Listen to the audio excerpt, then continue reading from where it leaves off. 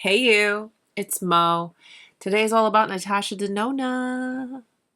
Why did I sing that? I don't know. Maybe it's just the excitement in me. You know how it goes.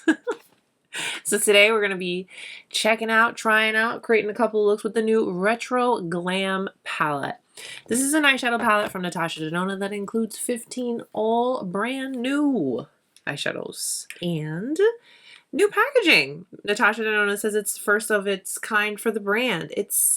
If you look, you can see it's kind of like encased artwork in this acrylic packaging here. I think it's very nice. I think it's very, very nice. It's still that nice luxe quality Natasha Denona.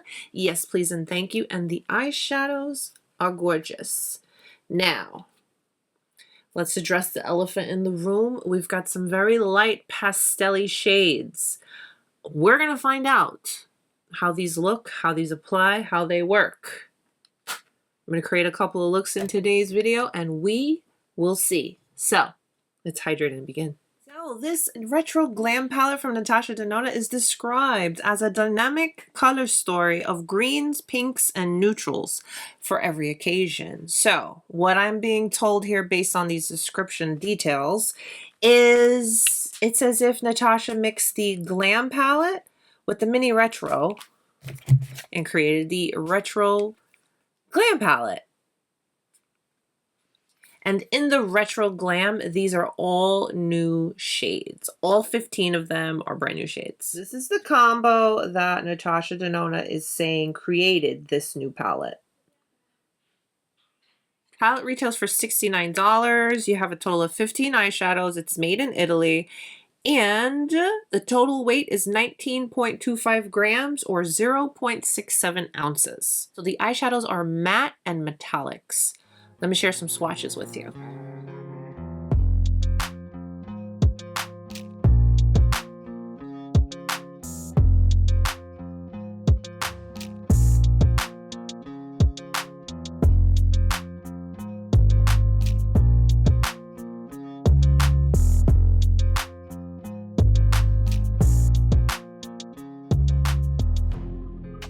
So just based off of swatching them, you know, this first impression, they're very Natasha Denona, very creamy, very luxe. The mattes are nice and soft and pretty and pigmented. Color pigmentation, one swipe is there. The metallics aren't too chunky. They're pretty nice. Pretty Natasha Denona, very on par with what we have become accustomed to from the brand. And if it's your first time dabbling into Natasha Denona, you will not be disappointed. But again, that's just based off of swatches. And again, swatches never tell you the whole story. They just give you an idea of what to expect. So I am very, very excited about this color story because it's different. It's soft. I know I too am guilty of this, associating season and time of year with colors. If you were to do that, this is not giving fall holiday colors. It's more giving me like spring-ish kind of vibes.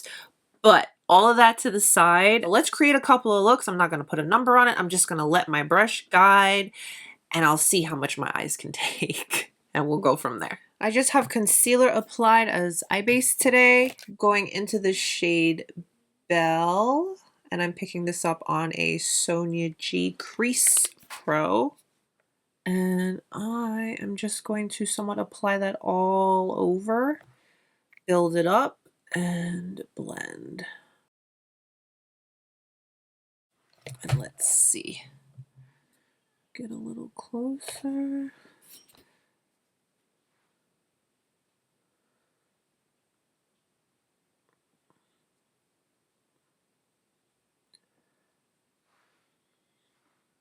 It's a soft and pretty pinky shade.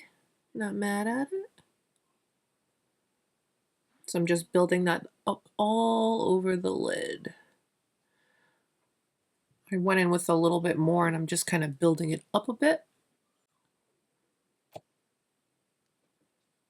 Picking up Palladium. This is like a minty, frosty shade. And I'm just going to put that right here on the beginning. of my eye.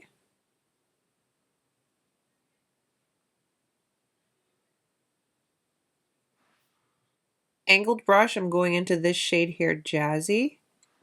And I'm applying that very close to my lash line.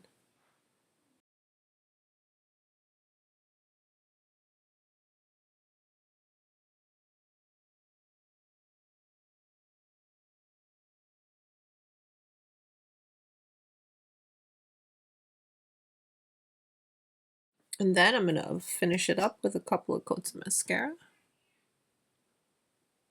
Ooh, she's soft and pretty. Yes, she is. Okay. So here's our first look. Something very soft and very pretty. Kind of giving that effortless kind of vibe. Let's do a dramatic look, shall we? So I'm all about realistic wearable looks, but I'm also all about having some fun with our eyeshadows. So for this look, I want it to be a little bit something more. So W23 from Isom, going into this shade Sage. Now this I'm just packing all over my lid.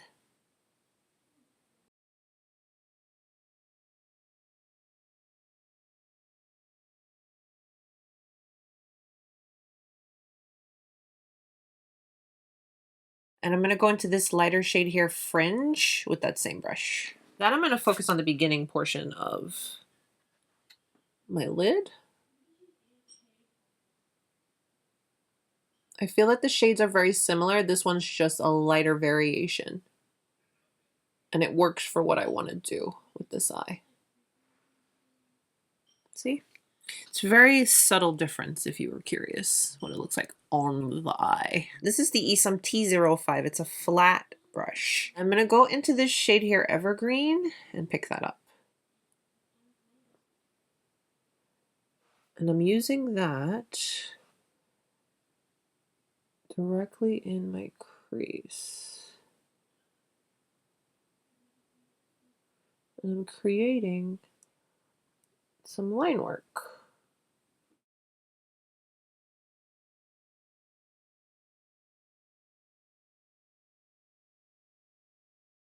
And then I'm just going to connect it by creating a wing. Finish it up with some mascara. Definitely a fun look. It's not an everyday soft and pretty, you know, basic. This is having a little more fun. But in all honesty, this is still quite wearable for what it is. And for this look, it's a little bit more fun and dramatique. Yes.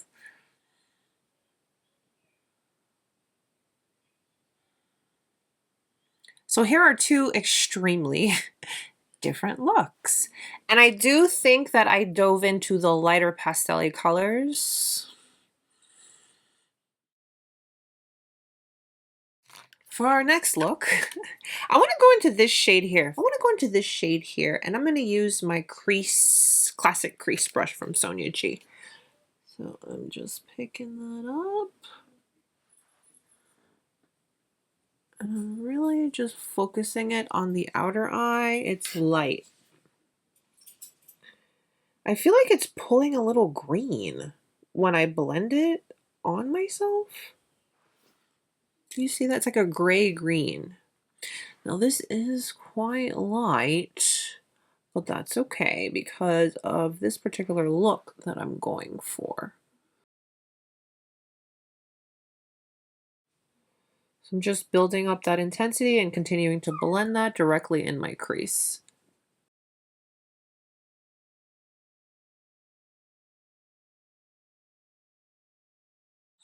All right, so that's where we are, and I think I like where I'm at. Isom W23, we're going into Marlin. I'm going to focus Marlin on the center of my lid.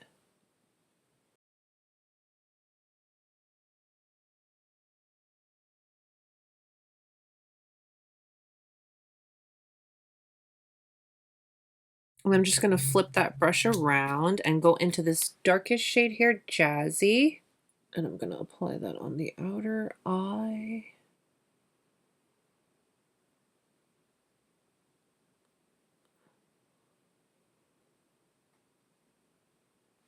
Very tempted to stay in the green family and go into this one, but I want to try this one. Haven't used that shade yet, so I'm using a Sonia G Pencil Pro. I'm going to focus it and then blend it inward. Ooh, that one's a little flaky. I don't know if I like it. I don't like how this is applying. It's like scattering. It's a little flaky. Maybe it's just the brush. Maybe it's just the area. Let's go into this one instead. Yeah, that's what I'm looking for.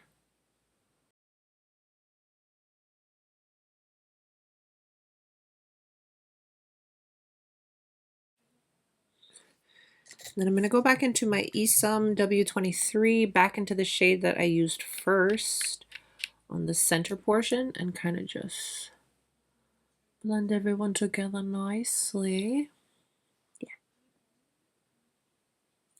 Let's do some mascara. I've got a nice frosty green look. Yes. I feel like it's a frosty green gray because the darkest shade on the outer eye and the one I used first in the crease is giving like a green gray, but it works. This is cute. Hi. Yes. Shall we do another? Hello, camera? Going into the shade, hello, excuse me, my camera doesn't want to focus. Going into this shade here, Maxi. I'm just going to pack that all over the lid.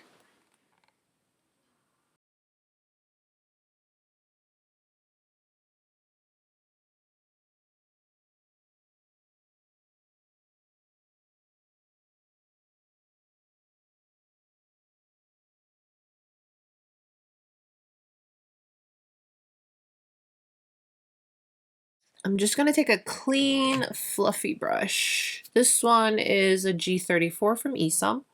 I'm going to blend the edges to kind of diffuse it a bit. Okay. And then going back, I feel like I've been using this brush quite a bit, the W23. Let's go into the shade Oscar right here. And I'm going to put that on the center portion lightly.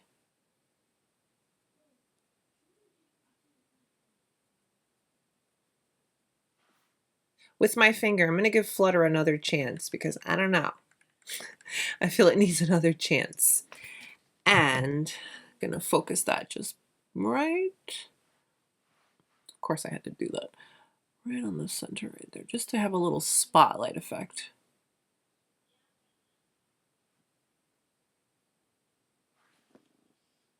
Yes, just like that. That's all I'm looking for. Nothing more, nothing less. Clean up my mess here. And then some mascara. So for this look, we've got a little bit of drama, just a little bit more dramatique with a little hint on the center portion of the eye.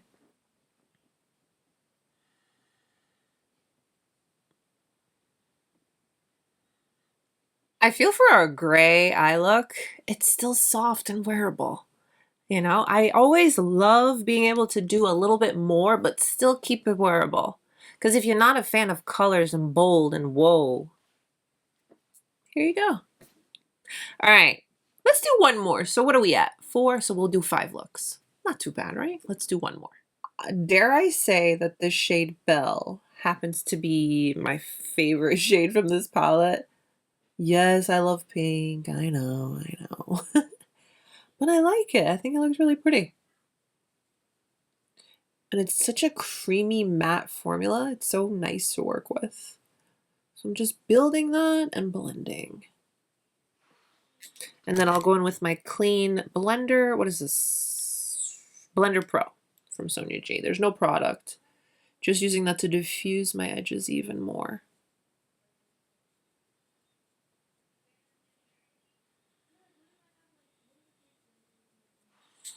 Yeah, same worker brush. I'm just going to turn it around to the cleaner side. And let's go into Holly, which is the lightest pink. This is a true pastel. So I packed Holly. You can see she's nice and light.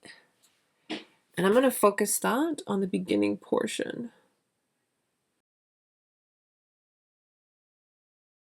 Working a little bit backwards today, but it'll come together.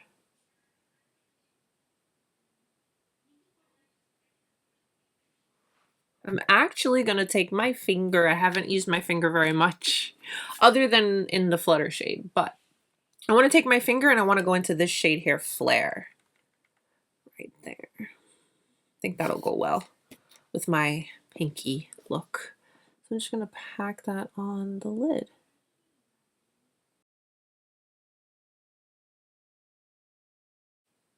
And then I'll perfect it with a brush. Back in with the W23 from Esom, I'm just going to perfect that Flare shade on the lid.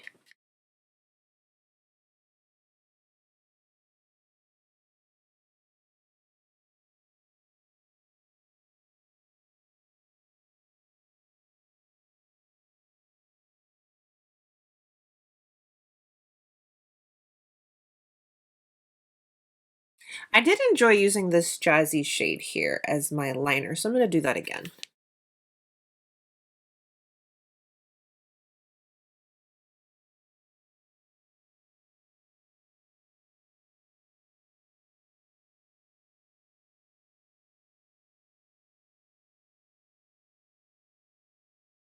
For my lower lash line, I'm not going to use shadow. I'm just going to go in with my eye kajal from Chantecaille and smudge that just a little bit. Just a little bit. Here's our final look. Pretty in pink, we'll call her. We did 5 looks with the new Retro Glam palette from Natasha Denona. I feel good about it. I do. I feel good with the 5 looks that we created. Everything that I've used will be listed and linked down below in the description box, but I did go in with my House of Sillage lip liner and my Natasha Denona, my Dream palette. Well, no, my Dream lip gloss. This is from the My Dream palette collection, the gloss. That's what I finished up my lips with. And for the final look, I feel good about it. It's nice and pretty and pink. Yes, please, and thank you. All right, so really quick, I want to just touch on my overall experience, my first dabble on into this palette. I will say all of the metallics were very creamy and smooth, except for Flutter. Going forward with the shade Flutter, I will approach it as more of a topper shade. The overall texture and performance of Flutter is different than the others. I will say that. Other than that, all of the other metallic shades were very creamy and pigmented, and they did not come to play. And all of the mattes, very pigmented, very smooth. They are a little bit softer. So when you do go in with your brush, you are going to get a bit of kick up, but not in a way that makes you think, oh, this is a bad palette. Not like that. It's just a softer formulation, but they're very pigmented, very creamy, very smooth, and they're all quite beautiful. Now, I will say the color story is lighter, okay? And if you're not into that, then don't get it. Very simple.